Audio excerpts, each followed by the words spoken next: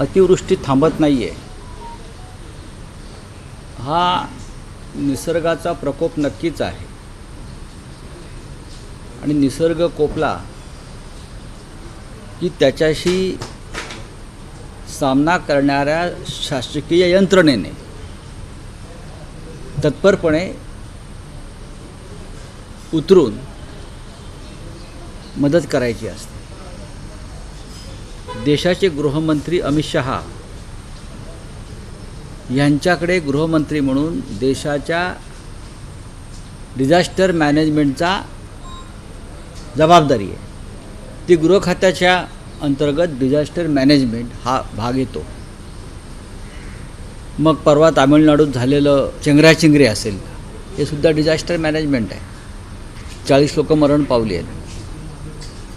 महाराष्ट्रातली अतिवृष्टी, त्यातून निर्माण झालेलं संकट हे डिझास्टर मॅनेजमेंट आहे.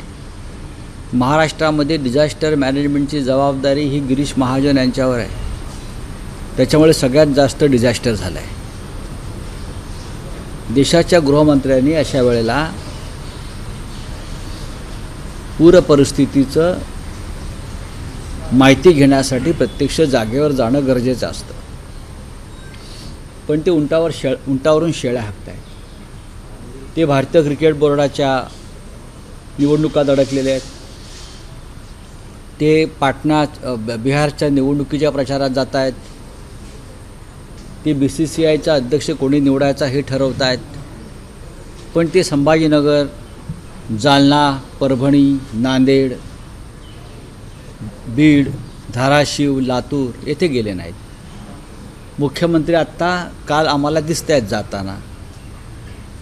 पण मदतीचं काय?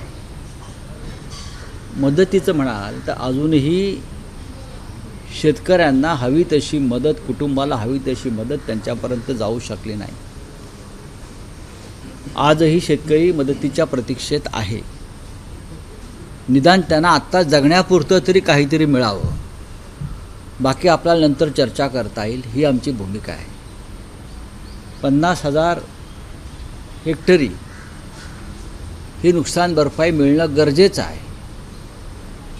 50,000 हेक्टरी ही नुकसान भरपाई मिळणं गरजेचं आहे. आणि त्यांचं ताबडतोब जी कर्जवसुली आहे ती थांबवावी. कर्जमाफीची घोषणा तुम्ही नंतर करा. सरकारकडे भरपूर पैसे आहेत उधळायला, आमदार खासदार विकत घ्यायला, निवडणुका लढवायला. प्रचंड पैसे आहेत त्यांच्याकडे. कंटेनरच्या कंटेनर भरलेले आहेत. बहुतेक त्यासाठी त्यांनी भूमिगत काही जागा केल्या असतील कंटेनर ठेवायला. PM केअर फंडामध्ये लाखो कोटी रुपये आहेत, बेहिशोबी आहेत. त्याचा हिशोबच कोणाकडे नाही आहे. हे पैसे तुम्ही कोणासाठी का पुढल्या निवडणुकीसाठी PM केअर फंड जो सिक्रेट फंड म्हणून तुम्ही ठेवताय तो वापरणार आहात? हे तुम्ही आमच्या आत्ता सध्या मरणाऱ्या शेतकऱ्यांना द्यायला हवे. काल ही 2 शेतकऱ्यांनी मराठवाड्यात आत्महत्या केली, आपण पाहिले असेल. तुम्ही महाराष्ट्रातील शेतकऱ्यांचे बळी अशा तऱ्हेने घेणार आहात का, पाहणार आहात का? हे आमचे जे राज्याचे मुख्यमंत्री आहेत देवेंद्र फडणवीस, त्यांनी ही वेदना आणि व्यथा दिल्लीच्या दरबारी वारंवार जाऊन मांडायला हवी. त्यासाठी त्यांनी बंड केलं पाहिजे. दिल्लीविरुद्ध बंड केलं पाहिजे की माझा शेतकरी, माझा महाराष्ट्राचा मराठी शेतकरी मरतो आहे, तडफडतो आहे, त्याला तुम्ही मदत द्या. त्यांनी मुख्यमंत्रीपदाची प्रतिष्ठा पणाला लावली पाहिजे. हे त्यांनी केल्याशिवाय मराठवाड्याला आवश्यक ती मदत मिळणार नाही. पण राऊतसाहेब, एका बाजूला उद्धव ठाकरेंनी दौरा केला, सरकारवर टीका केली जाते, पण शिंदे शिवसेनेचे नेते, आमदार असं म्हणतात की सरकार तर आपल्या परीने मदत करते, प्रत्येकानं मदत केली पाहिजे. याचं उदाहरण म्हणजे उद्धव ठाकरेंनी धाराशिव जिल्ह्याचा दौरा केला, त्यावेळेस हिटपूर गावातील पूरग्रस्त कुटुंबाच्या घराला भेट दिली होती. या कुटुंबाच्या घराची पडझड झाली होती आणि या कुटुंबाला आता शिंदे शिवसेनेच्या वतीनं मदत करण्यात आली. बघा, शिंद्यांचं हे कामच आहे. शिंद्यांचं हे कामच आहे. मदत केली म्हणजे तुम्ही उपकार करता का? तुम्ही सरकार आहात ना. विरोधी पक्ष हा सरकारला आरसा दाखवतो.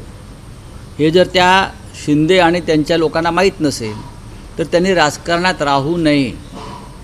आम्ही तिथे गेल्यामुळे तुम्हाला कळलं की काय परिस्थिती आहे. आम्ही विरोधी पक्ष माननीय उद्धव ठाकरे त्या भागाचा दौरा करून त्या महिलेच्या घरात गेल्यावर तिच्याशी संवाद साधल्यावर त्यांची व्यथा समोर मांडल्यावर सरकारला कळलं ना, शिंदे म्हणजे कोणी व्यक्तिगत आहे का? शिंदे म्हणजे सरकार आहे ना, गव्हर्नमेंट आहे ना, गव्हर्नन्स आहे ना. तो उपकार काय करत आहेत ते माणसं? ते का उपकाराच्या भावनेमध्ये आहेत का आम्ही मदत केली? अरे नाही करायची ते, तुम्ही खुर्च्या सोडा ना. आम्ही सरकारमध्ये असतो आणि विरोधी पक्षाने काही आम्हाला दाखवलं असतं, आम्ही तिथे पोचलो असतो. आमचं काम आहे तुम्हाला दाखवणं, म्हणून विरोधी पक्षनेत्याची गरज आहे. आम्ही जे म्हणतो विरोधी पक्षनेता का हवा आहे, तो यासाठी हवा आहे, तो तुम्हाला आरसा दाखवतो. तुम्ही इथे जायला पाहिजे, तुम्ही हे काम केलं पाहिजे, तुम्ही इथे मदत पोचवली पाहिजे. जिथे सरकार पोचत नाही तिथे विरोधी पक्ष पोचतो. आम्ही जर तिथे पोचलो नसतो त्या महिलेकडे इटकूर गावातल्या, तर हे मिंदे पण पोचले नसते, सरकार पोचलं नसतं, फडणवीस पोचले नसते. जिथे तुम्ही पोचला नाहीत, या दुर्गम आणि शोषितांच्या गावामध्ये, गरिबांच्या गावात, महार मांग मातंगांच्या गावात, तिथे आम्ही पोचलो. म्हणून तुम्हाला जाग आली की इथे जायला पाहिजे. उद्धव ठाकरेंनी दसरा मेळावा रद्द करावा आणि त्याचा जो खर्च आहे तो पूरग्रस्तांना द्यावा, अशी टीका जी आहे नाही करणार, नाही करणार, काही गरज नाही. त्यांनी आम्हाला सल्ला द्यायची गरज नाही. यापूर्वीसुद्धा अनेक संकटामध्ये, अतिवृष्टीमध्ये हे मेळावे झालेले आहेत. या मेळाव्यातूनच महाराष्ट्राच्या राजकारणाला दिशा मिळेल, मराठवाड्याच्या पूरपरिस्थितीवर त्याच्यावर भाष्य केलं जाईल. हा मेळावा महाराष्ट्रासाठी आहे, जनतेसाठी. आम्हाला भारतीय जनता पक्षाकडून उधारीचं ज्ञान घ्यायची गरज नाही. पण एका बाजूला ही नैसर्गिक आपत्ती तर दुसऱ्या बाजूला राजकीय आरोप प्रत्यारोप मात्र जोरात कोण करते? आम्ही नाही करत. पटेल असं म्हणत आहेत की सरकारनं उद्धव ठाकरेंनी मुख्यमंत्री असताना त्यांच्या काळातही अनेक नैसर्गिक आपत्ती आल्या. सीएम असताना उद्धव ठाकरेंनी शेतकऱ्यांना किती मदत केली? आमचं सरकार 100% शेतकऱ्यांना मदत केली. मुख्यमंत्री असताना किती मदत केली हे प्रफुल्ल पटेलांना सगळ्यात जास्त माहीत असायला पाहिजे. तेव्हा त्यांचा पक्ष हा सरकारमध्ये सामील होता तेव्हाचा, बरोबर आहे.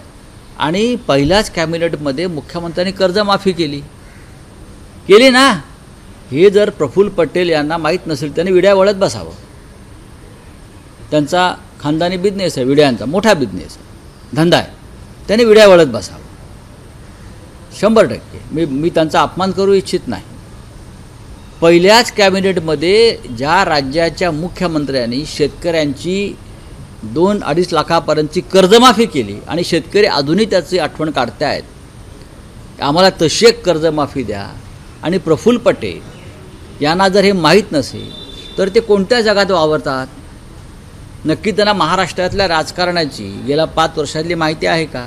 नाही. शेतकऱ्यांची कर्जमाफी ही सगळ्यात मोठं काम होतं, शेतकऱ्यांसाठी मदत होती, हे लक्षात घ्या. सर, एक प्रश्न असा की संदीप देशपांडे आता जस्ट असे म्हणाले की येणाऱ्या काळामध्ये मराठीच महापौर होईल आणि तो मनसेचाच महापौर होईल. ठीक आहे, पुढे. पण आतापासून सर 2 पक्षांमध्ये पुढे काय? एक विषय असा आहे की पहलगाम हल्ल्याच्या पार्श्वभूमीवर तुम्ही भारत पाकिस्तान क्रिकेट सामन्याचा विरोध केला, पण कालही आपल्या भारतीय कर्णधारानं असं दाखवून दिलं की त्यांनी जे पाकिस्तानचे किंवा एशिया काउन्सिलचे जे अध्यक्ष आहेत त्यांच्या हस्ते ट्रॉफी स्वीकारण्यास नकार दिला. सूर्यकुमार यादवनं ही भूमिका घेतली. याआधी हस्तांदोलन करण्यास नकार दिला होता, बघा ही नौटंकी, बोलण्यास नकार दिला होता. ही नौटंकी आहे. तुम्ही मैदानावर खेळताय एकत्र, ज्याला विरोध आहे देशाचा. पाकिस्तानबरोबर खेळण्याला देशाचा विरोध आहे, ही लोकभावना आहे. लोकांनी भारतामध्ये किंवा राष्ट्रभक्तांनी कालचा सामना पाहिलेला नाही, बरं का. त्याने ब्लॅकआउट केला. काल अनेक ठिकाणी दाखवायचा प्रयत्न झाला, तेव्हा लोकांनी हाणून पाडला तो प्रयत्न. PVR असेल, अन्य ठिकाणी असेल. आधीच्या मॅचला काहीतरी त्या पाकिस्तानच्या मॅचशी काय हस्तांदोलन करायला नकार दिलं. अरे खेळलात ना मैदानावर त्या. काल तुम्ही काहीतरी जिंकला असं मला कळलं, आम्ही काय बघत नाही, हे धंदे आम्ही करत नाही. काल तुम्ही काहीतरी जिंकलात तेव्हा तो पाकिस्तानचे कोणी मंत्री आहेत, मोहसिन नकवी, जे एशियन क्रिकेटचे अध्यक्ष आहेत. त्या काउन्सिलवरती भारतीय जनता पक्षाचे पुढारीसुद्धा आहेत महाराष्ट्रातले. काल तुम्ही त्यांच्या हस्ते ट्रॉफी घ्यायला नकार दिला. अरे पण तुम्ही खेळलात आणि 15 दिवसापूर्वी त्याच मोहसिन नकवीबरोबर याच भारतीय संघानं फोटो काढले, हस्तांदोलन केलं. ड्रेसिंग रूममध्ये किंवा कुठल्या तरी एका कार्यक्रमात, मग तुम्ही देशाला काय मूर्ख बनवताय? तुम्ही देशाला मूर्ख बनवताय का? बाहेरचं एक रूप वेगळं आहे मैदानावरचं आणि आतलं रूप वेगळं आहे. तुम्ही कोणाला मूर्ख बनवताय? तुम्ही काय प्रधानमंत्र्यापासून काही प्रेरणा घेतली आहे का देशाला मूर्ख बनवण्याची आपल्या? ते जसं मूर्ख बनवतात भाजपचे लोक, हे आता लोकांसमोर येणं गरजेचं आहे. हे जे ढोंगे आहे सगळे, मग कुठल्याही क्षेत्रातले असतील, तुम्ही त्यांच्याबरोबर 15 दिवसापूर्वी चहा घेतलेला आहे, ब्रेकफास्ट केलेला आहे, फोटो काढलेले आहेत, हात मिळवलेला आहे. मग तुम्ही काल हे देशाला काय दाखवत आहे? तुम्ही का खेळलात हा आमचा प्रश्न आहे. मुळात तुम्ही खेळायला नाही हवं होतं. हाच आमच्या हुतात्म्यांचा आणि त्या सगळ्या निरपराध जे मारले गेले त्यांच्या रक्ताचा हा अपमान आहे. भारतीय क्रिकेट बोर्डाच्या निवडणुकीमध्ये इथे सगळे लोक अडकलेले आहेत. हां, एक कोणीतरी जम्मू काश्मीरचे अध्यक्ष केले आहेत. एकेकाळी भारतीय क्रिकेट कंट्रोल बोर्डावरती महाराष्ट्रातल्या सुद्धा आणि मराठी खेळाडूंचा एक सहभाग होता. पण गेले काही काळ जय शहा आल्यापासून भारतीय क्रिकेट बोर्डामध्ये महाराष्ट्र दिसत नाही. हां, अजिबात दिसत नाही. का हे ठरवून चाललं आहे का? हा प्रश्न मराठी माणसानं सुद्धा स्वतःलाच विचारला पाहिजे की असं का होतं आहे सातत्यानं. भारतीय संघ असतील, क्रिकेट बोर्ड असेल, अनेक या संस्था क्रिकेट संदर्भात आहे, त्यातून अगदी महाराष्ट्राला दूर करण्याचं काम पद्धतशीर सुरू आहे.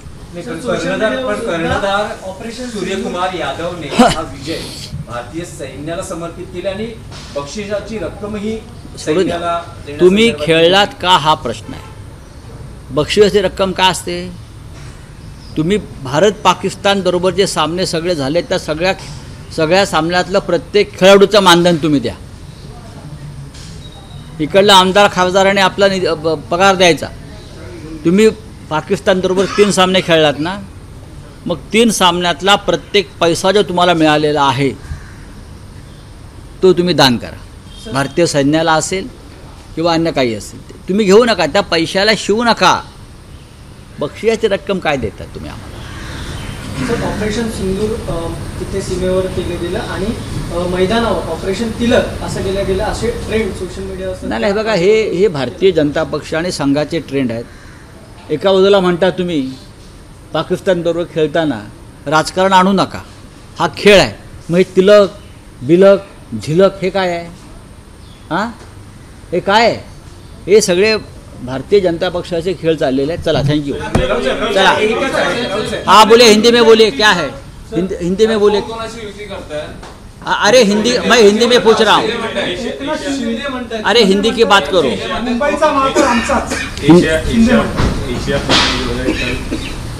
एशिया कप में इंडिया पाकिस्तान सामना हुआ, कैसे देखते हैं, क्या करें? देखो, देखने भारत के लोगों ने ये क्रिकेट की मैच देखी नहीं है. मुझे भारतीय जनता पार्टी के जो ढोंगी राष्ट्रभक्त अंधभक्त है उनके बारे में मुझे जानकारी नहीं है. वो कुछ भी कर सकते हैं. लेकिन जो प्रखर राष्ट्रभक्त है, जो राष्ट्रप्रेमी है, ये लोगों ने कल का मैच देखा नहीं और देखेंगे भी नहीं.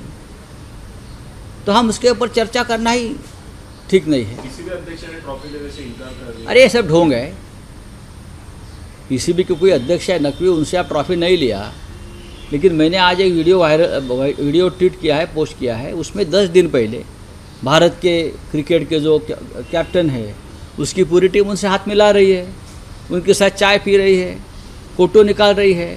तो आप देश की जनता को मूर्ख समझते हो क्या? हमारा सवाल है कि ये मैच नहीं होना चाहिए था ऐसे माहौल में. हमारा सवाल है आप पाकिस्तान से क्यों खेल रहे हो? हमारा ये सवाल है कि आप हमारे शहीदों का, चाहे जवान हो या पहलगांव में मारे हुए निरपराध लोग हो, उनकी शहादत का आप इस प्रकार से अपमान मत करिए. ये हमारा सवाल है.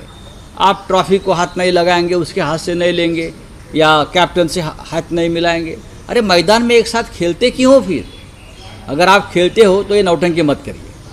सर, एक्टर की रैली में 41 लोगों की मौत हो चुकी है. सीबीआई जांच की मांग की जा रही है. सीबीआई जांच की मांग नहीं, ये जो किसने ये रैली को निमंत्रण दिया था, कोई एक्टर है, उसके ऊपर मुकदमा चला ये सदोष मनुष्यवत का. 40 खून 40 हत्या इस व्यक्ति ने की है. 40 मर्डर किए हैं ऐसे लोगों ने, उसके ऊपर 40 हत्याओं का मामला दर्ज होना चाहिए। एबीपी माझा, उघडा डोळे बघा नीट।